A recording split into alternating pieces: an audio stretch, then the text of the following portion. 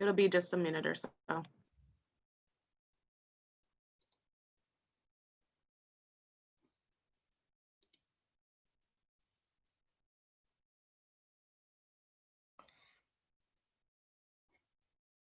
And Tia, if you can let me know when we're ready to, or oh, it says we're live. There we go. Okay, so hello everyone. Ricky Shabazz here. Hopefully everyone's doing well. Have the honor and privilege of being the president of San Diego City College. I'd also like to thank Dr. Mason for joining us. He is one of my mentees in the programs that I work with called Lincoln. He's the provost at a community college in Minnesota. So he's shadowing me today in our exec cabinet meeting and now our college council meeting. And speaking of college council, it is the highest level of governance at our college with participatory groups from our various constituency groups on campus. It is an opportunity to discuss any agenda item that any of the members would like to bring forth. You merely have to send an email to my office and we add it as a discussion point, as a presentation. We are broadcasting live, so there are many of our great City College family members that are watching us via our YouTube page. If any of you have any questions or agenda items, I would call to your attention our current agenda, which lists your representatives. And so I'm going to do a roll call rather quickly. And then we have some other guests that are going to be presenting a lot of the items on today's agenda, our presentations. And so I'd like to just begin with a roll call. Again, my name is Ricky Shabazz. I have the honor and privilege of being the president of our great college, San Diego City College. Paul Alexander, president of the Academic Senate. Maybe Paul is going to join us. Dr. Luis Perez, President-elect, Academic Senate. Tilly Chavez, Vice President of Instruction. Present. Robbie Yule, Chair of the Institutional Technology Council, one of our great deans at City College. Present, Ricky. Caesar, Public Information Officer. I'm here, present.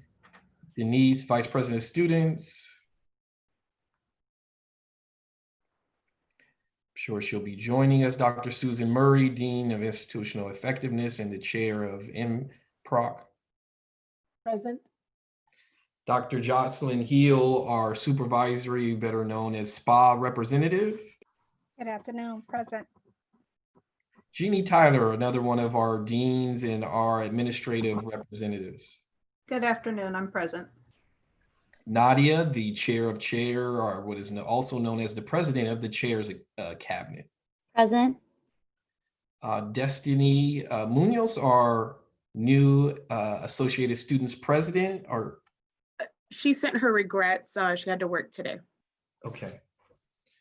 Do we have a student present on the call? No, we do not. She cannot make it because she has a work schedule. She previously communicated that. Okay. Denise, I think it's very important moving forward that we identify a student who can be in these meetings. This is the third meeting without a student. Awana Payne, President of Classified Senate. Hello, everyone. And last but not least, Roxanne Solis, the Acting Vice President of Administrative Services. Present. Great. Well, thank you, everyone. We've done our roll call, and the first agenda item, as always, is to approve the minutes from the June 23rd meeting. If someone would like to make a formal motion, and we do so because we're on Zoom and we have the agenda up, if you would unmute yourself and identify yourself, if we could have a motion for approval of the minutes. This is Awana Payne. I'll motion to approve the minutes. Thank you, Awana. Would someone like to second approval of the minutes?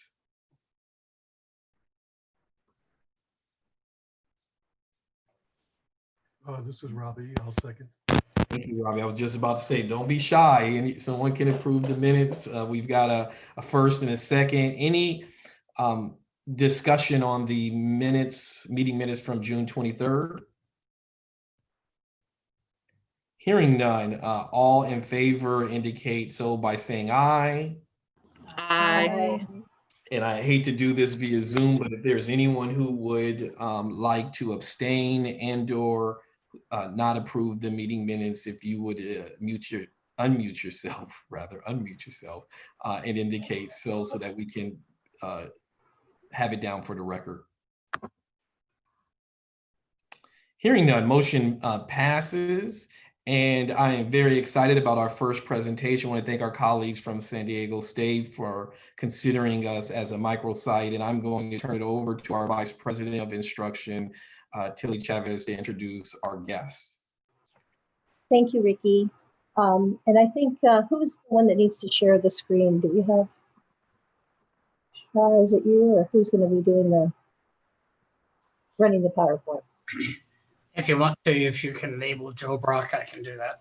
Thank you, Joe. So Tia, if you can help me with Joe. Welcome, everyone. Thank you, Ricky. This is our opportunity. We are so excited. I just want to also take a shout out to our president, Ricky Shabazz, for bringing this opportunity to us. Probably it's been about 2 months now that we've had the opportunity, maybe a little longer than that, to be working with San Diego State University World Campus. And also want to say thank you to the exec team that we worked with in May, and Dr. Bull and Elizabeth Norval and Shelley Hess, who's also from City College, been helping us in this process. And I'd like to introduce you to the Dean of the World Campus, and that is Dr. Radhika Seshan. And Radhika, if it's okay, I'm going to have you introduce your team, because some of them I've seen, and so Joe is new to me today. So I don't want to mess up on anybody's name, but this is our San Diego State University microsite program. We're real excited about this partnership. We've been doing some tremendous work, literally, I would say over like 4.5 to 6 weeks worth of time. And I'm so grateful that they're here with us to do this presentation. So Radhika, will you take it away? Absolutely. First, thank you so much for giving us a little bit of your time for discussing the microsite program. I know that VP Luke Wood has been on my case on when we're going to get started with working with you all. So we're really thrilled we are finally here to talk about this program. So I thought we should start off by just having a quick round of introductions, because I might call on any of the team that's present here to clarify questions, as well as it takes a village. So I'm going to just hand off, and maybe we could just daisy chain it so that everyone gets a chance to go through this. So I'm Radhika Seshan. I'm the Dean of World Campus, and I've been at SDSU for 2 years now. I'm very excited to be here. Thank you for having me. And Joe, do you want to go next? You're mute, Joe. Sorry, I'm Joe Brock. I'm the Executive Director of Marketing, and I've been here just a little over a year, and excited to be here with all of you. Casey, you want to go next? Sure, thanks, Joe. My name is Casey Rothenberger, and I'm Executive Director of New Program Development for SDSU World Campus. I've been with SDSU and World Campus for 12 years now. And I'll introduce, or I'll let Shara introduce herself. Hi, I'm Shara Shulin. I'm an associate. I work with our programs team. I've been here a little over a year. And I'll pass it off to Christy. Hi, everyone. Christy Samarcos, Associate Vice President for Student Affairs and Campus Diversity. I've been with SDSU for 21 years. And it's my pleasure to next turn it over to Ray Savage. Good afternoon, folks. My name is Ray Savage. I am the Director for Student Engagement for World Campus. Actually, today is my first day serving in this role, but I've been at the university just about 9 years now.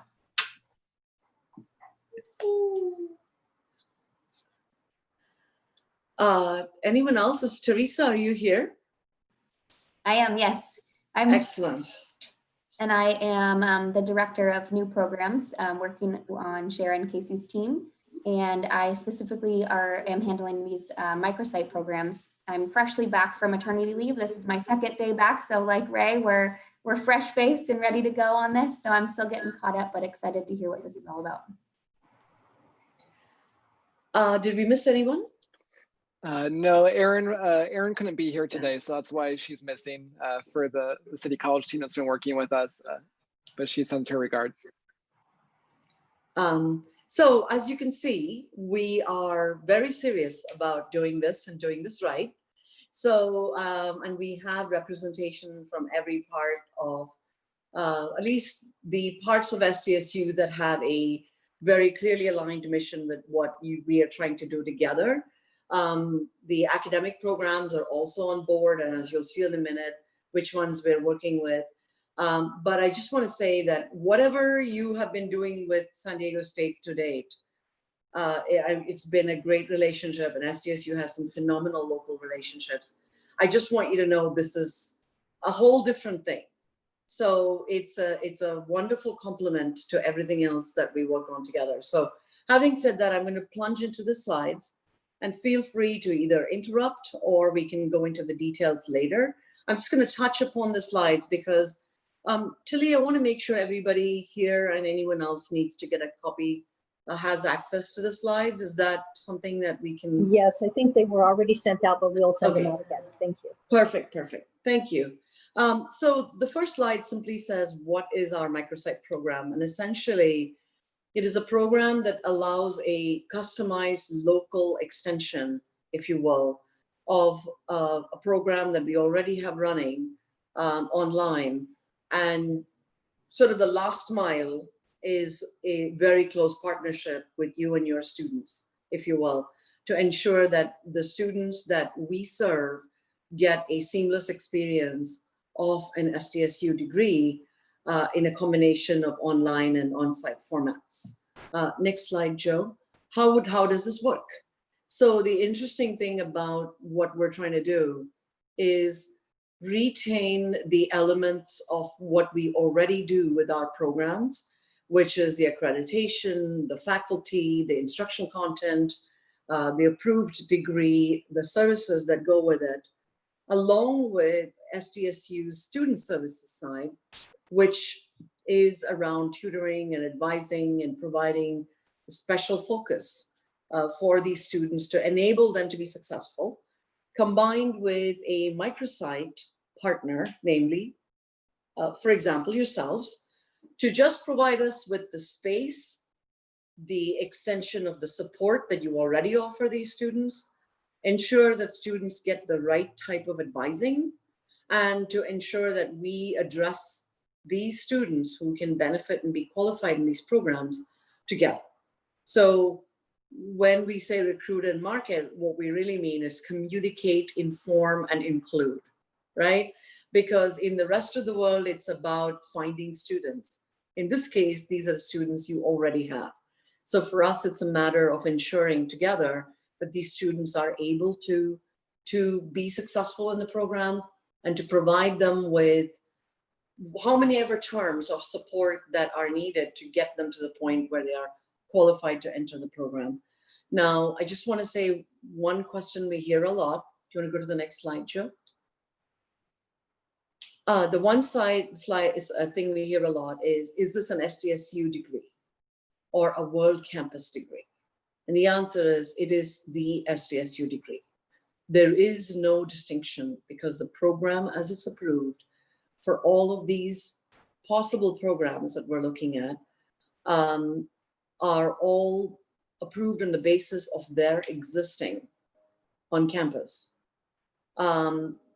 And the one thing I'd add to that is that it is really important for us that the students understand that the quality, the content, the standards, and the faculty are all SDSU standard. They are the same as, and they are in fact the same from the point of view of the content of the curriculum and the people teaching it.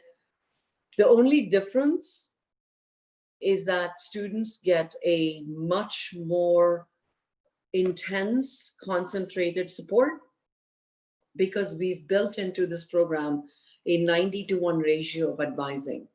And our brand new partner in Ray and Christy are going to ensure that SDSU's entire range of services are available to students in a way that works best for them. And I think that's an important thing to remember, because there is what our intention is to not create the other. And I think that's a really important thing, because other universities and other programs do have those distinctions. And we've worked very hard to make sure that there isn't one. The next slide, Jill.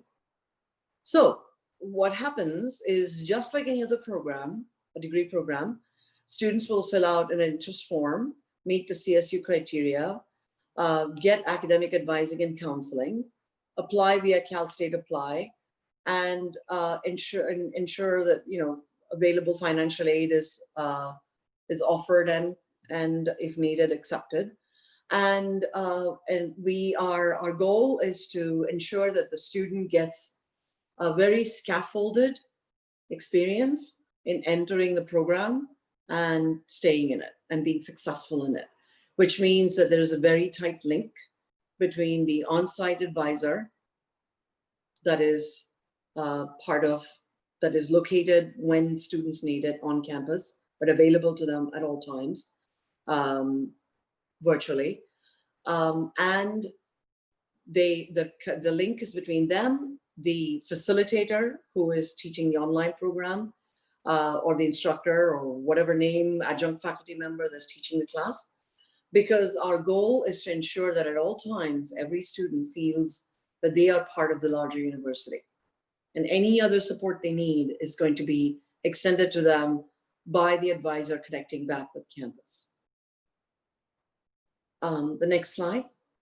So again, there's a golden four. For those of you that work with transfer advising, you know this. We're looking at 60 or more units. It can be more. It doesn't have to be, it can be like the student has finished, 70. So we have a GPA requirement, which is again set on the basis of our admissions office. And our goal is to understand each student's situation as it is and ensure they are supported as they need to be. So that there isn't this one size fits all approach. We speak to every student and we try to understand what they have done. We evaluate every student before offering them provisional admission.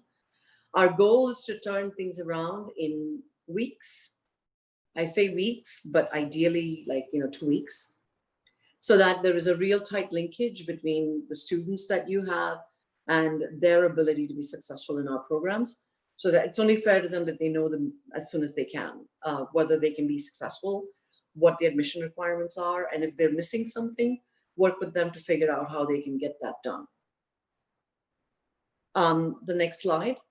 So most programs can be completed in 6 terms or 2 years. So the way it works is every class is 8 weeks and every term has concurrently 2 courses to begin with that are started in beginning of every term, and then 2 more. So in every 16-week term, students finish 4 courses. And as you march step right through summer, you can basically finish in 2 years, because if a student enrolls in every class that is available in sequence in a term, they will finish. Now, as each term rolls in, there's going to be new students that come in. So as time goes on, you will have more and more groups of students who are able to finish in a path that works for them. But ideally, our goal is to aim for students to finish in 2 years, because that is also the advantage we're offering with this program. No student will be turned down for a class due to lack of capacity, because our goal is to ensure we meet the student where they are and not the other way around. I know I've talked a lot about how the program works. Should we take a minute and have questions, or should we wait till the end? What would you guys like to do? Any thoughts, Tilly, from you or the president? Yeah, I think it may be best to go through the presentation, then we can open it up because we have to take a formal vote, and so as the Okay. discussion piece, it may be good. Perfect. And let me just run through the rest. All programs are eligible for financial aid. Again, this is a statement. It is the same type of financial aid that is available to students who are in these programs on the state side. There may be some differences based on where the student situation is, and definitely, obviously, part-time versus full-time impacts the aid, but there is no fundamental reason why they wouldn't get financial aid if they're eligible. Next slide. There are two things that we want to make sure we provide on site if there is in some future date when there is a site, and we're all back on those sites. And that is student advising, as in success advising, helping students navigate a path to ensure they can be successful, which means whatever they need, right? It isn't, this is the next couple of classes. It could be tutoring, it could be counseling, it could be an internship, it could be whatever. We're there to help because we want to bring the campus to the microsite. In this case, just to City College. And then of course, tutoring, we are looking at structured sessions that will, based on the subject, will be held on a periodic basis. We're going to be hiring tutors. We would love to work with you. This is a pilot. We've launched a couple of pilots with a couple of other colleges. We're learning from them about what the optimal amount of support is during the coming year. And this will continue to be a learning year for us. So we look forward to hearing your thoughts about how that might work, but it will be optional within quotes, because in order to meet the accreditation requirements for these programs and to ensure we can offer the program that's available on campus, we want to try to keep it as close to the original as possible. And so these sessions, in addition to what is already available, we'll have some review sessions on a per section basis. The next one. So this is confusing. We fully recognize that. We're working on a page to explain it further. And I believe some members of your team, Tilly and Dr. Bull and I believe Elizabeth, we've all been talking about how to communicate this, and we're working through refining it. But basically, think of SDSU's campus-based program as an apple and SDSU microsite as an orange. The campus-based program is meant for students who are able to flex their life around the program. The SDSU microsite program is meant to be a flex program that flexes around the needs of the student. So in the case of campus programs, by definition, all the services are available to students in ways that they are able to consume them on a flexible basis.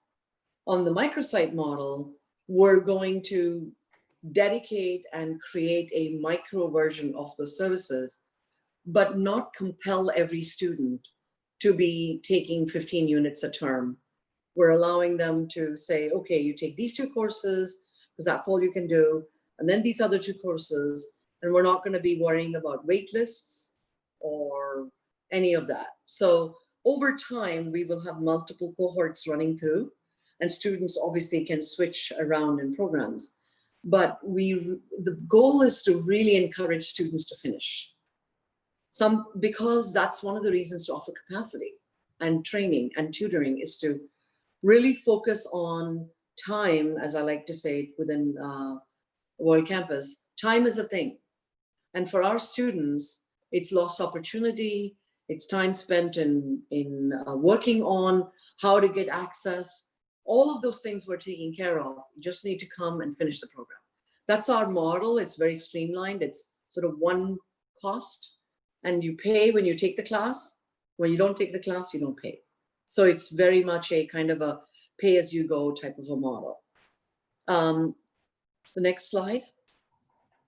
So everything else about the program is very much what you would expect in SDSU academic programs. around academic integrity. We would have all of the tools that are currently available for our students. We have about, several, I want to say 400, 300 online students in our business online program. We're adding a whole bunch of online programs this year, and we expect to build out our learning and our instruction and our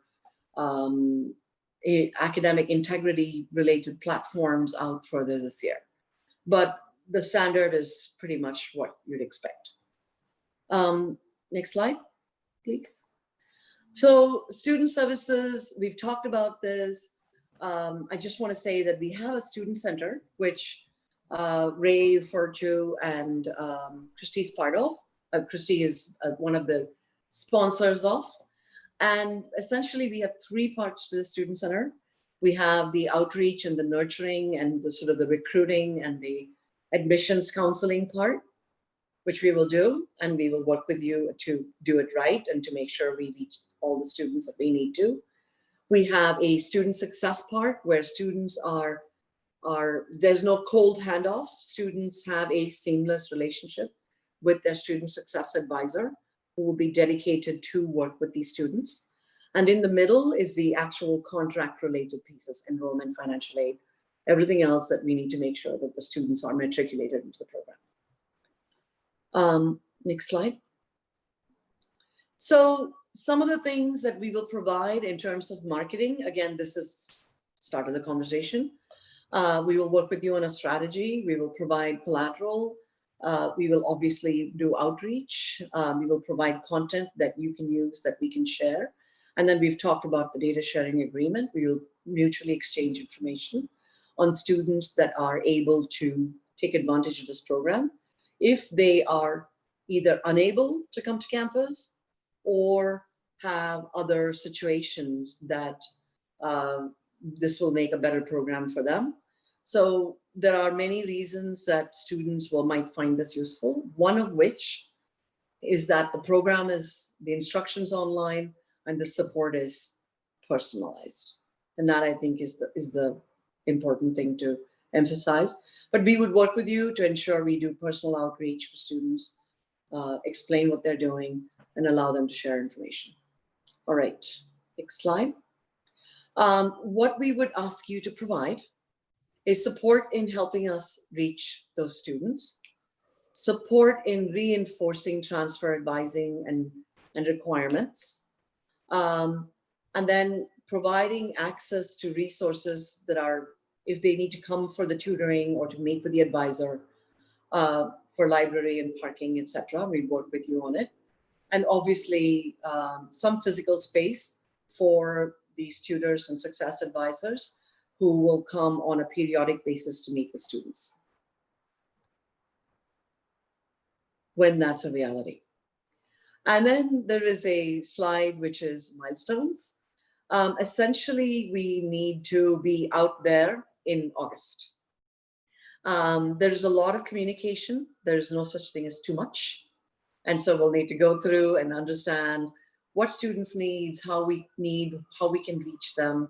And again, we've learned a lot in the last couple of months. It's amazing what a pilot teaches you, and we look forward to learning more. And Joe? So there is a lot more information available. We have a comprehensive MOU. And what I really want to say with all of this is, I think we're done. Is this the last slide? Thank you. What I want to say is this is really a partnership. You know, we have some ideas. We have an academic departments. By the way, there are academic departments who are so excited about working with their local college partners such as you. They don't want to go online. They only want to do microsites. So we are very excited because it's created such a mission orientation on campus. And we really thank you for your time and listening to us and in all the meetings we've had to date with Tilly and others to really try to flesh out what matters. Great, thank you very, very much. I also want to echo Tilly's appreciation to Elizabeth and Dr. Bull. Dr. Bull was a part of the initial team that met with our colleagues from San Diego State. I want to go ahead and open it up for discussion. If anyone has any questions for our colleagues from San Diego State, if you would, unmute yourself. And it looks like Paul has the first question. Yeah. Hi, thanks for the presentation. Just a quick question. I mean, it seems like an amazing opportunity for our students to have access to San Diego State classes. I'm wondering, could you talk a little bit about what you talked about, what the similarities between what these classes would be on our site as opposed in comparison to what classes would be on San Diego State's campus, right? And what those similarities were. Can you talk a little bit about what the differences would be? So, Casey, do you want me to take this one? I can fill in if you need. Great, thank you. So let me first take a step back and say one big difference is that the main way of instruction, the main medium of instruction is online. Now, I want to be even more specific and say, this is not the online classes offered on campus.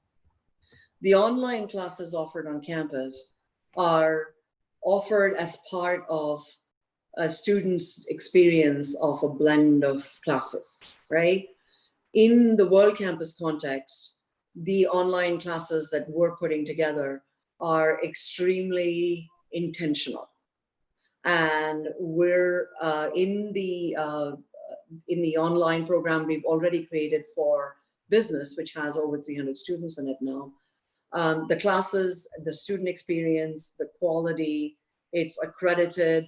So from our perspective, the entire framework of how the student experiences this online program is very, what's the right word? Standardized, quality oriented, similar from a student experience perspective, and still owned by the faculty, as in produced by the faculty. So I think the similarity is that the content, the learning outcomes, the syllabi, and the classes are the same. But the instructional content, the collateral that's produced, the exams, the modality, and then this additional kind of scaffolded model of having review sessions and advising are different. Because on campus, advising is, it's a big campus, right? And advising, as you all know, is a challenge at scale. And so different majors have different ratios of program advising, anywhere from 500 to 1 to 800 to 1. So doing something like 90 to 1 implies a level of commitment to each individual, which is distinct in this program. And that, in my mind, changes the success parameters in every course for the student. Does that help? Yeah, that does help. I wasn't, it wasn't clear to me before that it was mostly an online, an online program. And so then the second question, and of course the concern comes about that it looks like that it can be seen as or perceived as a two-tier system, where community college students are now accepted into San Diego State University, but are by higher numbers, but are relegated to online classes or to classes that aren't on San Diego State campus. Am I right in assuming that they would not have the ability to enroll in other classes at San Diego State Universities as more traditional students may have? So first, may I address your first concern around the second class? To be honest, what we found is that students who have a competing set of priorities around life, right? Whether it is full-time work or childcare or other circumstances that don't allow them to come to campus or dedicate a chunk of their life to full-time study, don't finish the program as much as the ones that have the time, right? So part of what we're trying to do is serve students who don't have the time in terms of resources to be able to dedicate themselves to a full campus experience. So 90% of our students who are online never applied to the university, right? So the online program is aiming to serve those students. But this program has an important additional element in it that I don't want to lose sight of. We're holding on-site sessions where we will run through lessons and lesson content with a facilitator who is an expert who is hired to do this work. We can't call it instruction because that has, let's just say, ramifications that are more definitional than otherwise. But our goal is to ensure that these students have the augmented opportunity to have augmented training and tutoring of the kind they would receive if they were on campus. So what we've seen, the other thing is that, it's different in the sense on campus, you can have sections with a couple hundred students, right? It's high demand classes have different structures. We're trying to structure these classes so that there's fewer students in them, so that you get the kind of attention you need to be able to learn and be successful. I think the only thing I can't address is the perception that one is second tier to the other, because I'm as long as online programs have been around, there's debate, right, about modality and value. And I think what we're trying to do is bridge the gap in terms of connectedness to campus and connectedness to faculty in a way that is immediate and present, and in a way that is that brings the campus to the microsite. Because if we could serve every student in California with our program through the state side, I'm sure we would. But there's clearly every university you can think of has been impacted. So when students make choices, there are other choices that aren't available to them. More importantly, what we see are students who don't apply because they don't have the time to take off to do this. So our goal is to reach those students who don't have transportation, who don't have a flex schedule, and who don't have the luxury of just, taking their time and finishing the program.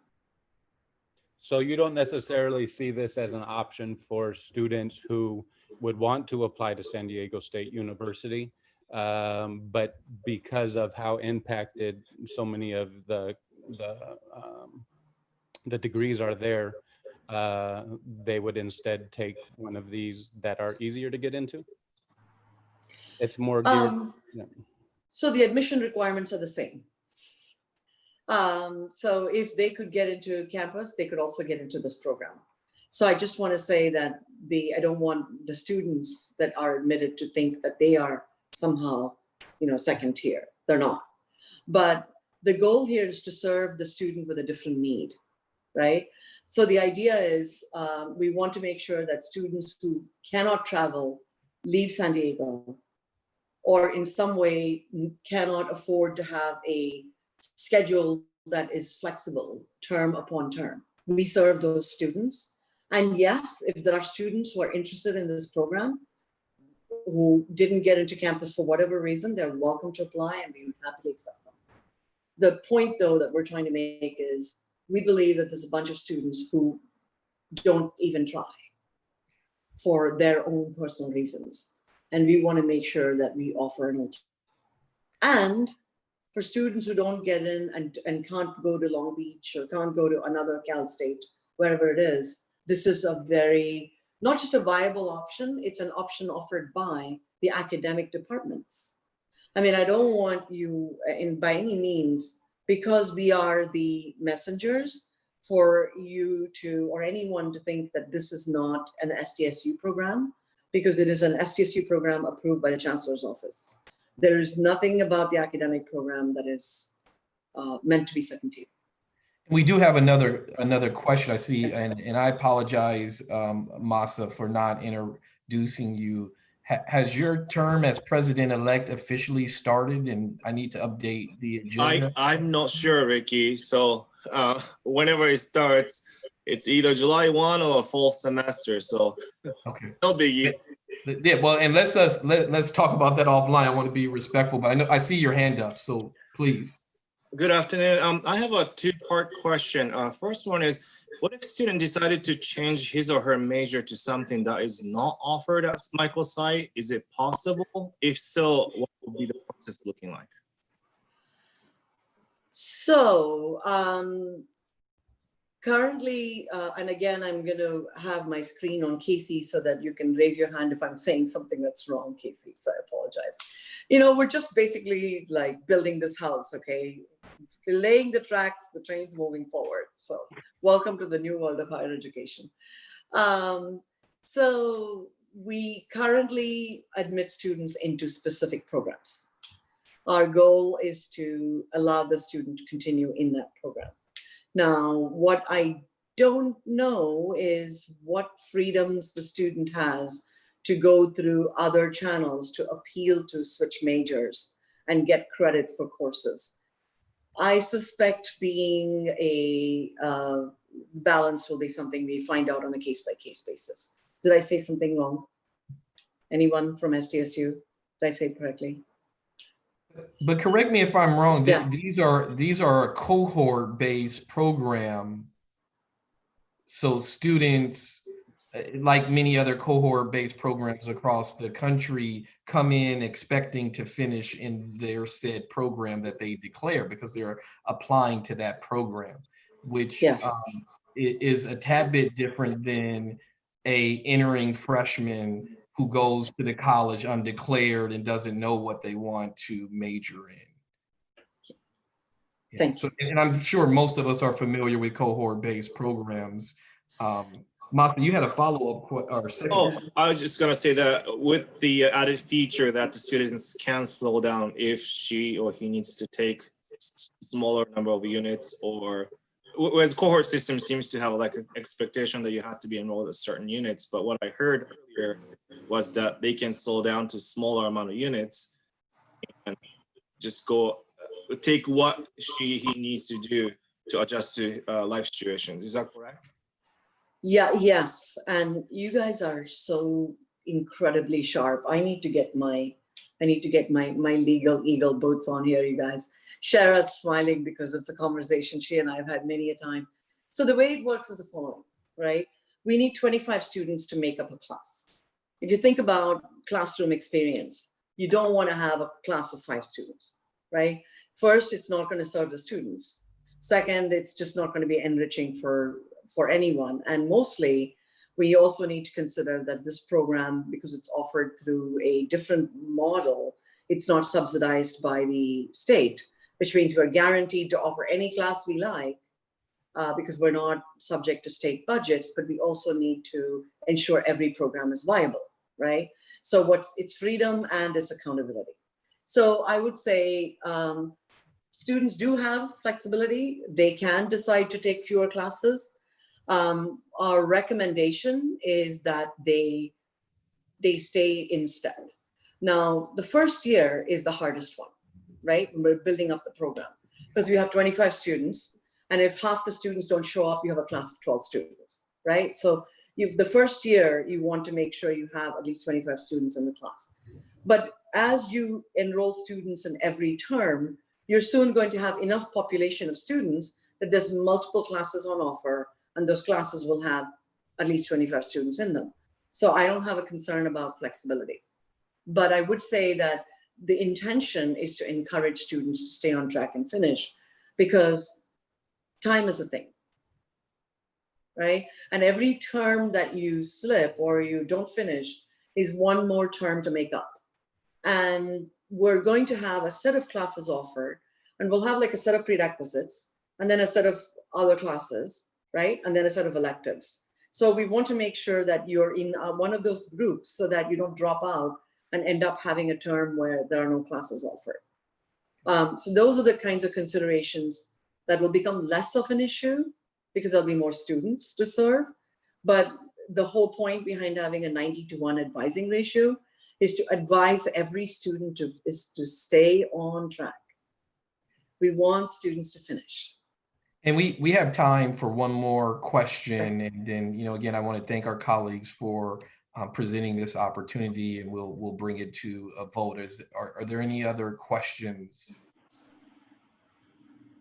Well, hearing none, again, thank you very much. Tilly is our contact person. She will be in contact with you all, and keeping with the spirit of College Council, would someone like to make a motion for approval to enter into the MOU with San Diego State regarding the microsite?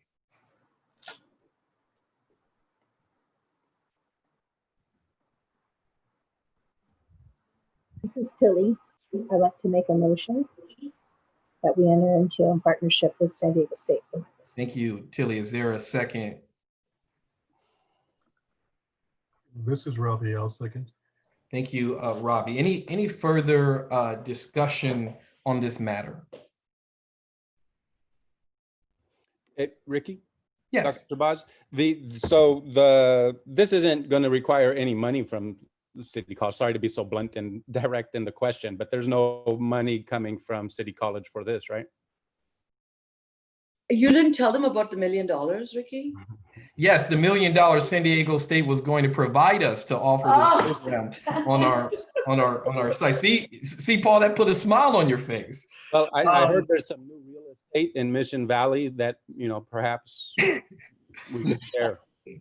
But if I could, Paul, to your question though, we have a similar but different agreement with Point Loma. Like colleges are moving, community colleges specifically are moving in this direction as the colleges and universities that our students want to transfer to are either too far away or impacted.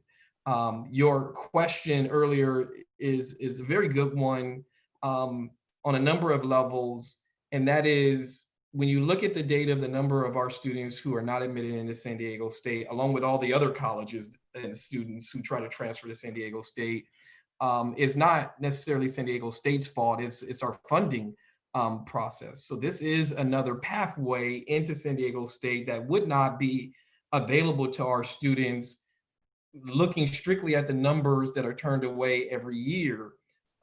The other piece of this is that students would go in knowing that they're applying specifically to this program. And so that wouldn't prohibit a student, as has already been discussed, to applying what I'll just call the traditional way that we all know in the fall of the year and so on and so forth, in addition to potentially applying to this program. And so students who go into it are going to know, frankly, what they're getting themselves into, and the risk, if you would, on both sides, the risk applying and potentially not getting in because of the volume of applications that San Diego State receives. I believe the #1 in the state, the last I saw, and that this is a pathway that, frankly, is one of a number of these that we're looking to build out at City College so that our students have a pathway into a bachelor's degree, because we promote to them, come to us and then go anywhere. But the reality is that there are things that are impacting their ability to go anywhere that have nothing to do with their grades or the quality of our instruction. It is a supply and demand. And while I don't feel good in saying that, I know the number of City College students who apply multiple times to San Diego State and other colleges, because it's not just San Diego State, and who don't gain admission just strictly on the volume of applications that these colleges are now receiving. And so I see Denise, and then I'll come back to Paul. Okay. I would just say that I think what you hear, and I think San Diego State hears very loudly, is that while we recognize that there's competitiveness in other systems, you see private factors, that San Diego State, particularly our students at City College, hold a very special space and expectation. We being possibly the closest campus to you in proximity, and the unique needs of our students make this a very, these questions that you hear come from a place of people wanting to make sure that this is the right decision for our students. So as we hear these conversations, we think, yes, about your program, but we also think very clearly about the expectations that we feel as being part of historically your service area. And our expectation of there's service area, and then there's service area. And our students believe that this is where they are to go. This is. Did you say we share the same name? Is that what you said, Denise? We share the same name? Yes, we have the same name. So what you hear is an inquiry of people that take this very seriously, because this is what we know, this is the place we want our students to go to. So while we respect these opportunities, we very clearly watch, particularly under the direction of Dr. Bull, to make sure that there are places and seats for our students to go to that institution, in the other manners in which you offer your education. Yeah, and I apologize. I now see Awana and Dr. Bull's hand, but I'll go to Paul, then come back to Awana, then Dr. Bull. Yeah, well, as I said in the beginning, I mean, anything that offers more options for our students, I think is an important option. And so I appreciate bringing that to the table. And I'm inclined to vote in favor of the MOU with two kind of concerns that I hope will continue to be kind of returned to. So one is the first kind of the question of it being a two-tier system where our students aren't able to actually take students at San Diego State University, and having instructors that would be teaching on State's campus, not necessarily teaching the courses on our campus, and just thinking through that.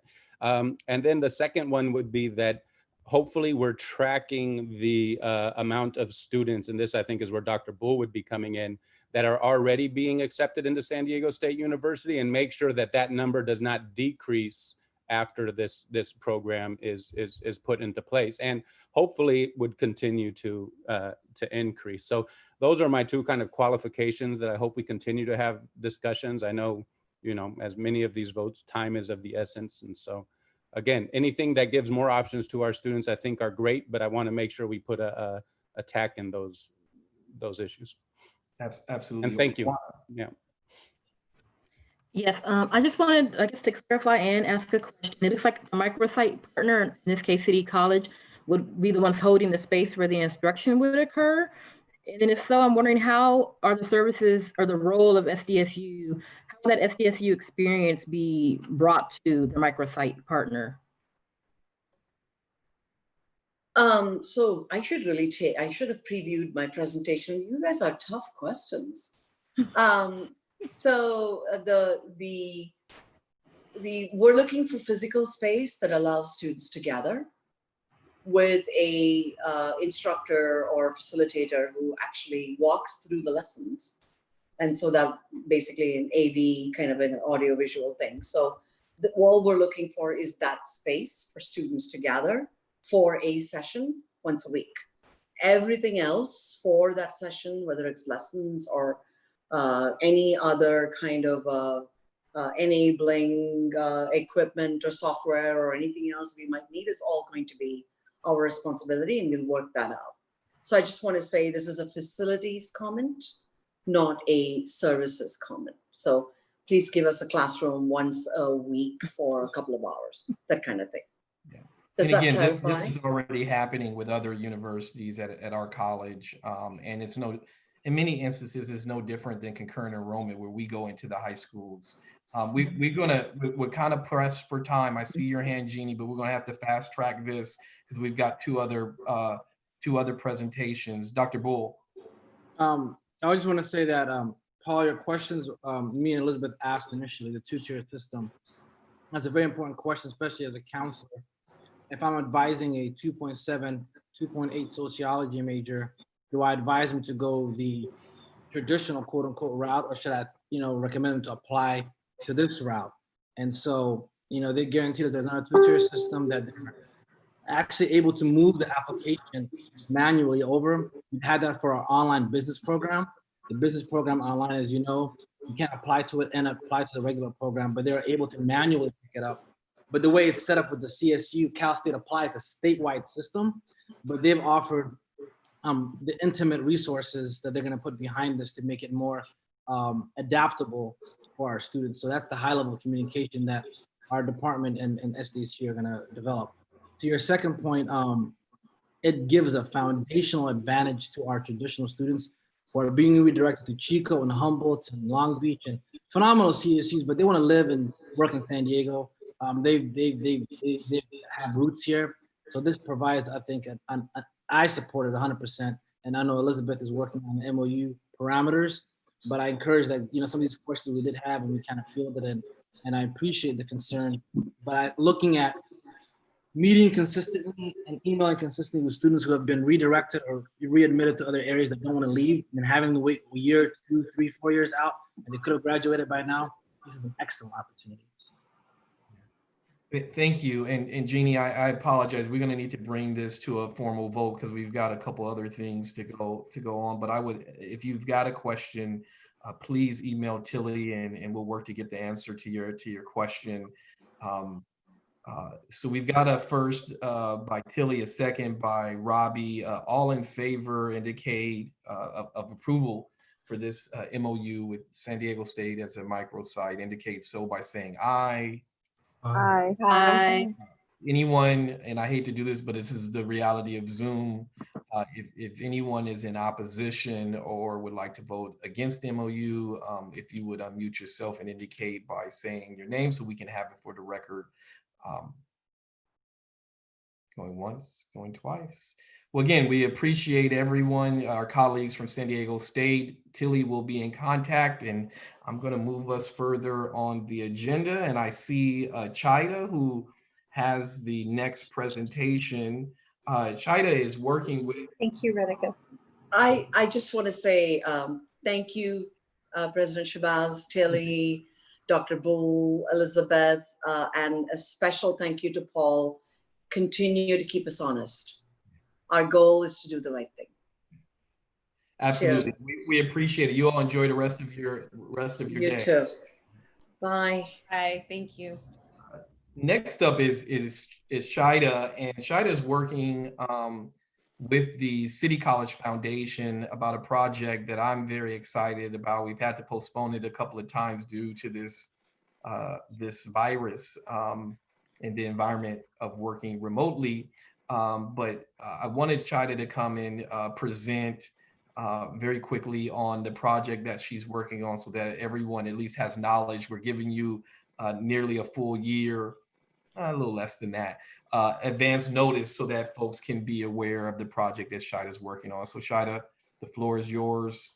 Tia, if you do have a presentation, we'll make it possible for you to share. Yeah, I would like to share. Hi, everyone.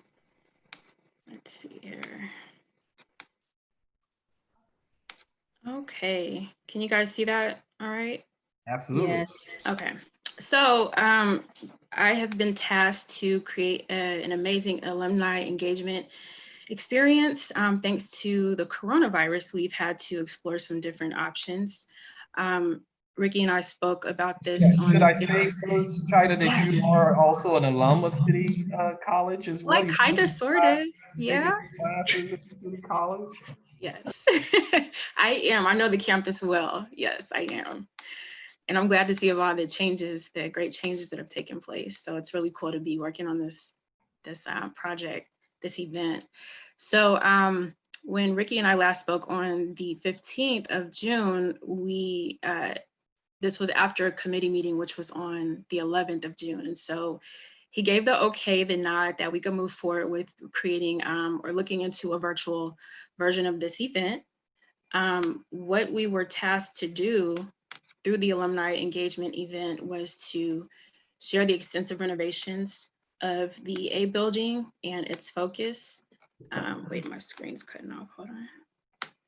Okay, and its focus of students at the core of the building, showcase the alum banners, create a casual event to connect and engage campus leadership, alums, and the greater community and its support programs, increase friend and fundraising with City College alums, on-site opportunity to donate, and show the inaugural pilot efforts for the nights, and also create a space for acknowledgements and scholarship presentations. And so initially the event was going to be held on the terrace in front of the A building. And we had some restrictions there in terms of catching the light and with daylight savings and making sure there was enough space and feeding people. And as the virus kind of started taking over, we had to reevaluate some things. And so a virtual event sounded like it might be a great opportunity to get all of this done. And so what you can see here through a virtual event, what can it offer, is some great alternatives, but also include what the core of the goal of the event is to be. So I had an opportunity to experience a virtual conference through a program called Hopin. Hopin platform will provide a seamless experience, and it will do things like offer pre-recorded videos, multiple stages, low overhead, live networking, branding opportunities, plugin integration, breakout rooms, usage of multiple platforms, live entertainment, silent auction and raffles. We could track participant engagement and vendor opportunities. And so I really didn't understand what this looked like until I attended this conference. I was in a 2.5 day conference. And this is how my experience opened up. This is a part of the integration process through Hopin. This is a conference I attended called Millions. And so when I registered, I received this registration invite in my email that I was able to repeatedly go back to actually enter the platform to experience the conference. So the day before yesterday, I believe, I got in on this Hopin demo platform. It took place at 3 a.m. our time because they're based in London. So I was trying to fully engage myself, but I'm not going to play the demo video, but I was able to actually get a different feel of the program in addition to my experience from the conference. So these next slides are just some things I want to highlight with you guys that I thought was pretty cool. That would be nice to incorporate in the alumni engagement event. And so as you can see here, Hopin platform is created like an event. You come into the room and there's a staging area that attendees can come into. On the left side of your screen, you will see that blue rectangle. And so when people enter into the event, you will find there's a reception area, there's a stage area, there's a space for sessions, a space for networking, and a space for an expo. To your right, you will see in the yellow box that this is where a lot of the engagement takes place. So there's a section for chatting. There's a section for polls where people can be asked questions about, their thoughts about the event or anything else. So those that are hosting the event can kind of check the pulse and the temperature of those that are attending.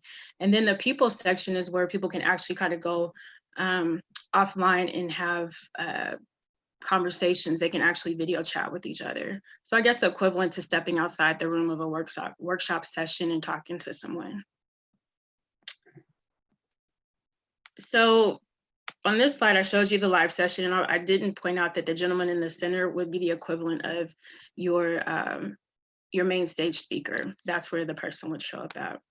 This next slide shows what the session rooms actually look like. And so after the demo that I experienced, there was a Q&A with 2 different people. And so we were able to jump into the sessions. And then on the right side in the purple square, we'll see that that's where the moderators were kind of coordinating the conversations and answering questions that were presented by attendees and communicating with those that were heading out the sessions.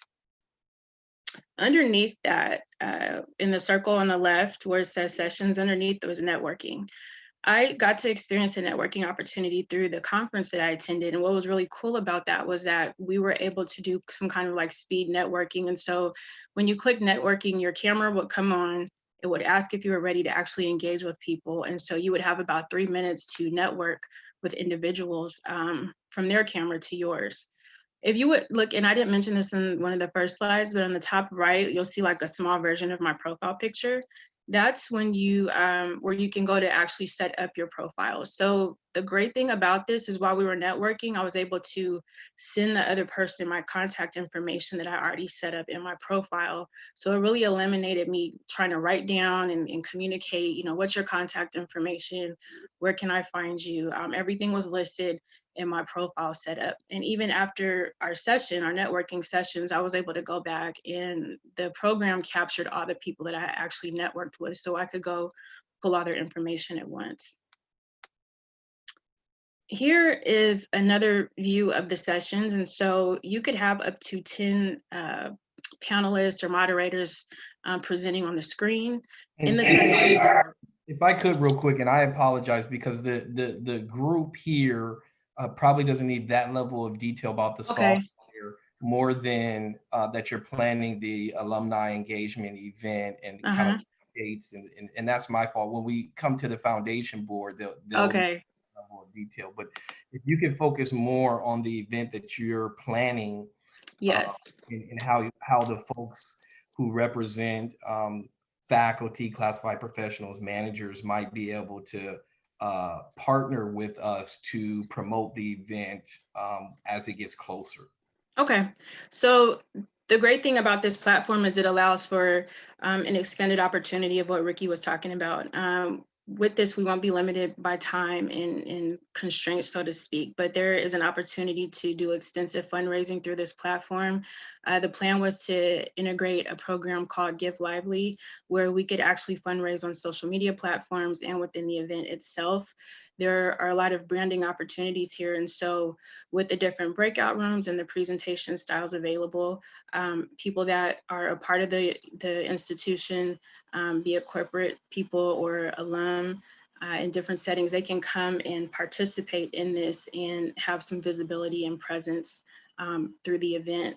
And it would actually just strengthen engagement. And through the platform, this could happen multiple times. So it couldn't just be like a one-time event for the year, but you can do a lot of different types of engagement. This will give an opportunity for the school to showcase a lot of the upgrades that have taken place through the giveaways that Ricky and the committee have spoken about. We'll be able to pull people in to utilize space at the campus, whether they win a raffle to utilize one of the workspaces, they can come on campus and do so, but that could be showcased through the engagement event. They can learn about some of the other programs that are there and how they can partner further with the school. So hopefully that kind of nutshells it. I don't know if I addressed all your. And so in general, what Shida was contracted to do on behalf of the City College Foundation is to create an alumni event where they have come up with awards from different alumni, whether it be a veteran, whether it be a former City College student who's an employee. There's a series of awards that will be given out this week. And we're targeting the week of commencement 21, the Tuesday, to host our first alumni event. Again, it would have been hosted this May, but given the COVID matter, we pushed it out. And so this is intended to be a yearly event that Shida is working with the foundation board to put on, that we hope to carry out, so that we're working with athletics, we're working with different departments on campus to either do one thing, help us with an award that we can give an alumni to get them back on campus, or two, to donate swag that we could either auction off as a silent auction to bring in revenue, promote student work on campus in the community. Any questions for Shida or this alumni engagement event? And remind me, Shida, what the name you all settled? It's called City Lights the Way. I didn't mention that earlier, sorry. It's called City Lights the Way. Any questions for Shida? Well, hey, thank you very much. And I know I apologize, it may have been rushed. It's okay, it's okay. Thank you for taking time out of your day. I'll be in contact, and we're working on the presentation to the foundation board next month. Okay, thank you. Take care. All right. Next, Caesar, if you wouldn't mind sharing the PowerPoint for the org. Thank you.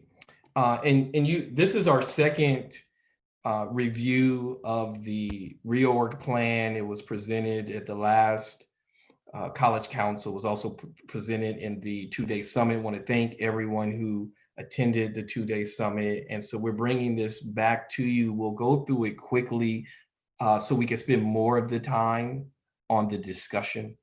We do have a hard stop at 4 o'clock. I apologize. The San Diego State presentation was slotted for 10 minutes. It went an hour. And so that does put a little pressure on us. This has been, let's do this, I guess, a different way, given that we already did the presentation at least twice, really 3 times. You all had the presentation emailed to you. Are there any things in terms of changes or high level things that either of the vice presidents want to point out? Because frankly, we can't do this presentation in 15 minutes and have a discussion. So I would rather the majority of the time be on the discussion, but I do want to give the 3 VPs an opportunity. Is there anything that has changed, any feedback, any thing you want to add to College Council prior to just opening up for discussion? If you would just unmute yourself and please address College Council. So Ricky, this is Tilly. I had received a little bit of feedback, and there were just tweaks in the instructional areas of the names of positions, and maybe, you know, I had one too many business and not the right accounting. So there were small things like that I did make changes on the org charts. Great. Denise? No particular feedback. We have had some good meetings since then, trying to execute some of the things that were discussed, like how we might do it. So those have been productive discussions. Great. And Roxanne? We, again, as Denise said, had some great discussion and some meetings with the team. So there hasn't really been any changes in regards to administrative services. Okay. Are there any questions or comments from any of the members of College Council about this? And let me also say, if it is the pleasure of the group, because I want to give this the time, and frankly, I did not expect the San Diego State conversation to go an hour, but it was necessary because people had questions. I am willing to give this the same time if need be by placing it on the next College Council meeting. If this feels rushed, it is because it is indeed. When you lose nearly 50 positions in a 2-month period, it compels us to make these decisions. Are people comfortable with discussing this over the next 15 minutes and voting? Or is it the pleasure of the group that we should place this as a standalone item in the next College Council? I'm fine with, this is Awana. I'm fine with discussing in the next 15 minutes. Okay. Well, if no one is in opposition to discussing, you all have this document. You should have seen it in the summit. You definitely saw it in the last College Council. Is there a motion for approval of the college's reorganization plan? And again, the process, we'll have a first, second, and then that's when the discussion would occur. Sure, this is Awana. I'll motion to approve the reorg plan. Thank you, Awana. Is there someone who would like to second?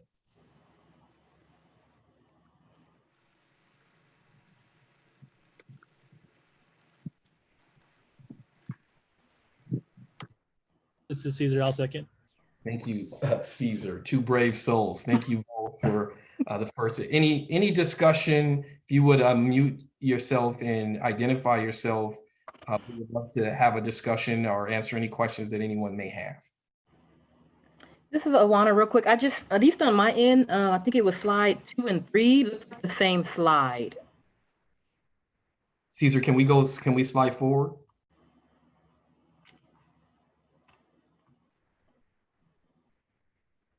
Okay, my version looked different for some reason.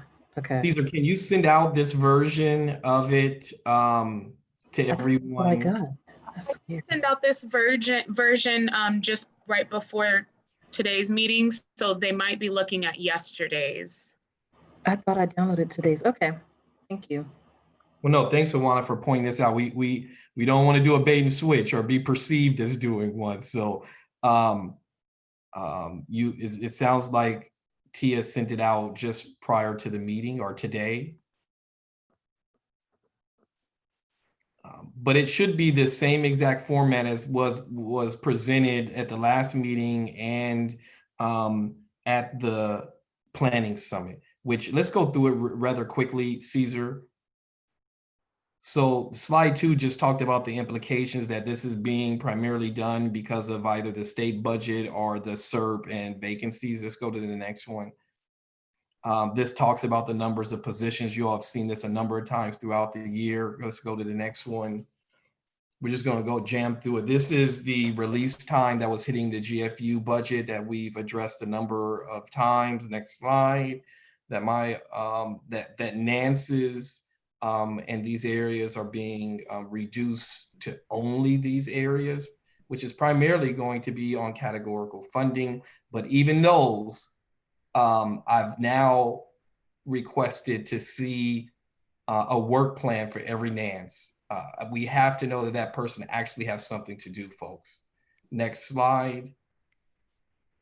This is my area saying that the senior secretary in my office is being transferred to the Dean of Student Affairs office because that person lost a support staff. They would be the only dean without secretary. Go to the next one. Next one. This talks about the number of positions that were lost in administrative services. Go to the next slide. I'm just going to go through this real quick.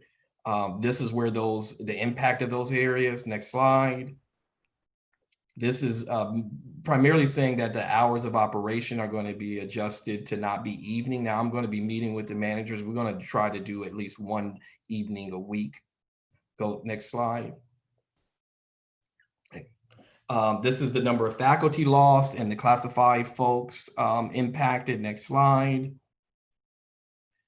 This talks about deleting 2 managers, one of which was the Associate Dean of Strong Workforce, for more of those funds can go actually to the programs, and that Dean Rose has graciously agreed to take on those areas to have greater alignment of those programs that are considered strong workforce. Okay. This talks about realigning world cultures. These are those release time pieces under the Dean of Equity. We've met all of these areas, and that there are other reductions that there is no funding for. Next slide. This talks about the food pantry moving to student services. Again, want to acknowledge Dr. Brady and Dean Rose's work. They've agreed to this. This is part of their idea, and that a classified staff member is retired. Next slide. We've talked about this. Next slide.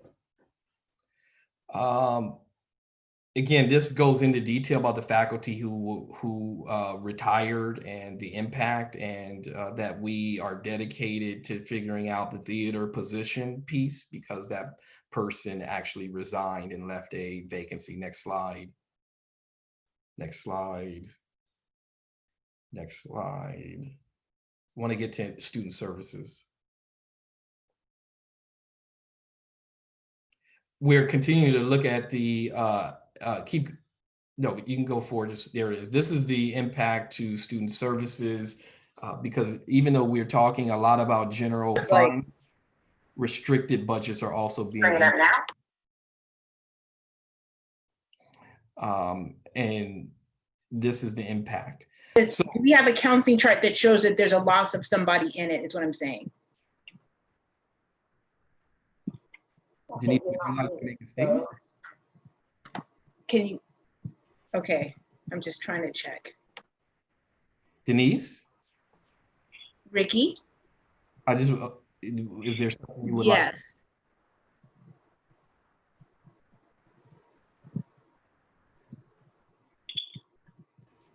The floor is yours, Denise, if there's something you would like to add. Thank you, sir. I appreciate that. I'm looking. Mhm.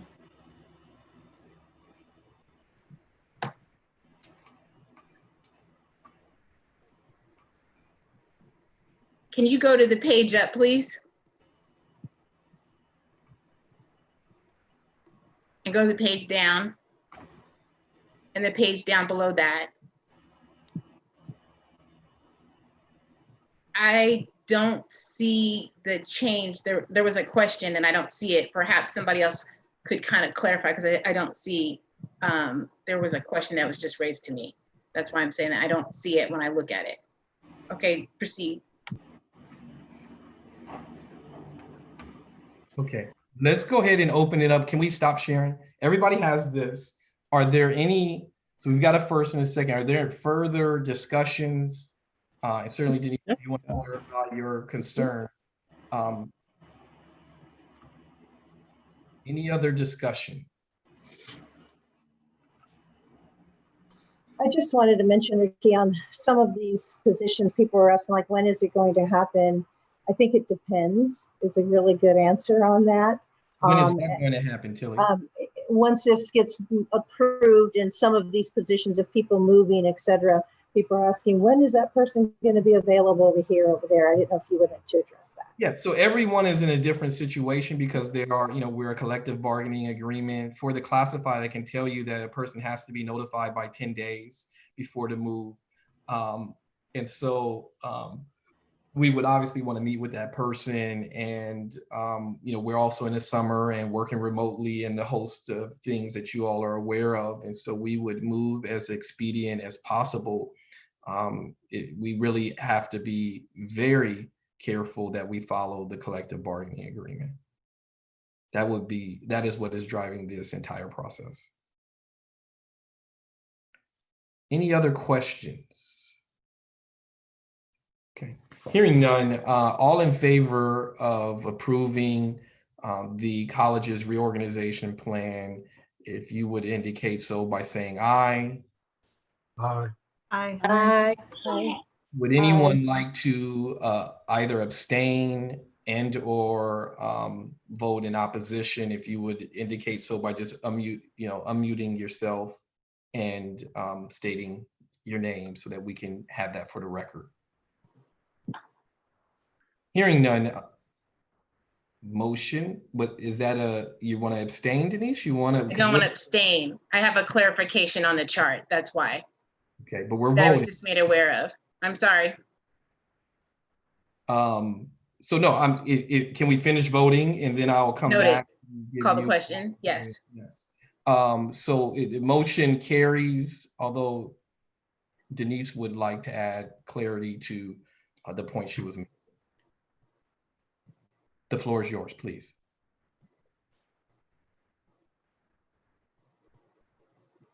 Denise? I can't, hold on one second. Oh.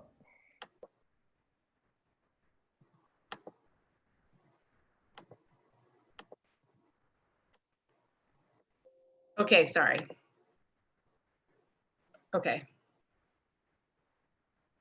I have one modification to the chart that I was just made aware. I'm sorry. Okay. And that is, can I say? Yeah, please. Okay. Under assessment, can you write one staff member for assessment because one is going to stay in their current place? But Caesar, can you bring up the document? Thank you. I appreciate that, Ricky. I really appreciate that.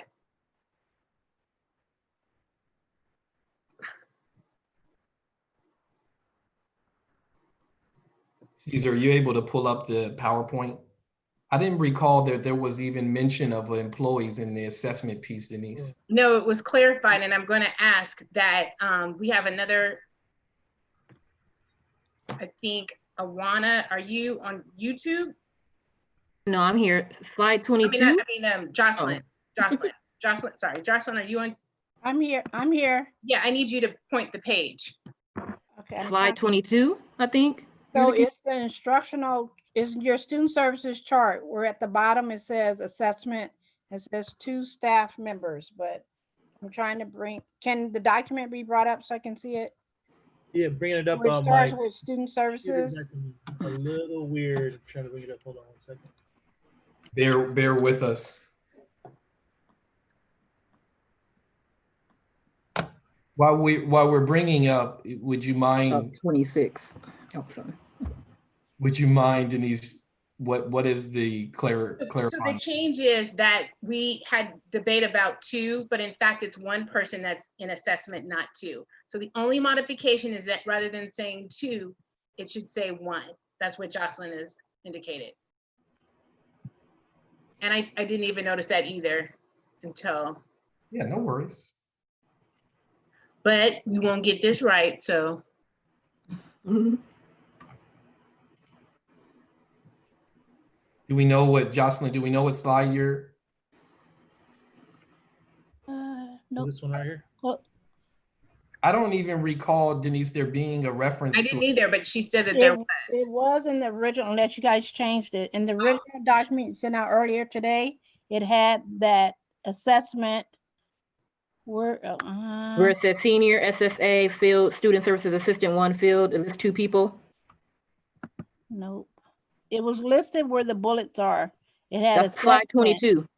Slide 22. Okay, go to 22. Where it says we need to address unbased programs, education, and then assessment. Right. Yeah, so that was a general statement, Jocelyn, just to say, you know, assessment doesn't exist like it used to prior to AB 705 and that. So there was no mentioning of staff, but that we needed to look at how we do work in the assessment center and or in the on the bases.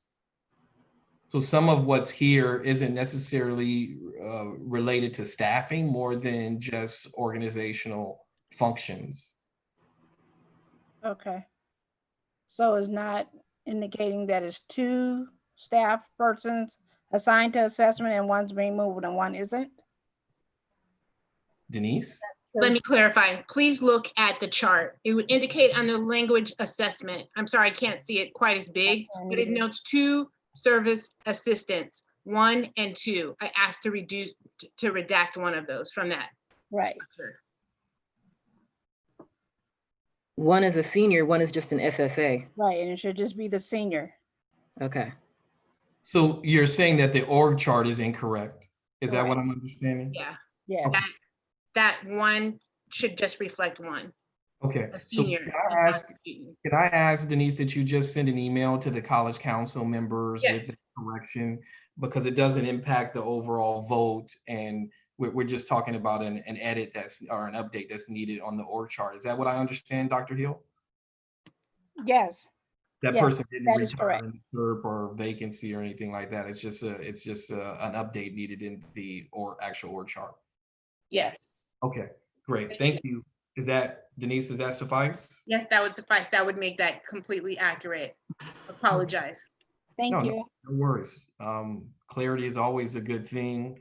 Motion carries or passes for review. The next college council is I would like to propose be canceled. If somebody would be willing to make a motion to cancel. Denise, is that a motion to cancel or you had something else? No, I'm sorry. Motion to cancel the college council meeting next week. I second it. Yeah, and that's in 2 weeks, 21st. All in favor indicate so by saying aye. Aye. Aye. Anyone in opposition or would like to abstain? So motion carries, folks. Thank you. I apologize. We got a hard stop at 4 o'clock. We've got another Zoom. I'm sure you might have another Zoom to get into. Thank you. Any member of College Council has an opportunity to bring an agenda item. So if you felt like something was rushed through, work with my office. We'll bring the item back for approval. But thank you all very much. We accomplished a lot today. You all enjoy the rest of your day, and I'll see you somewhere else in Zoom.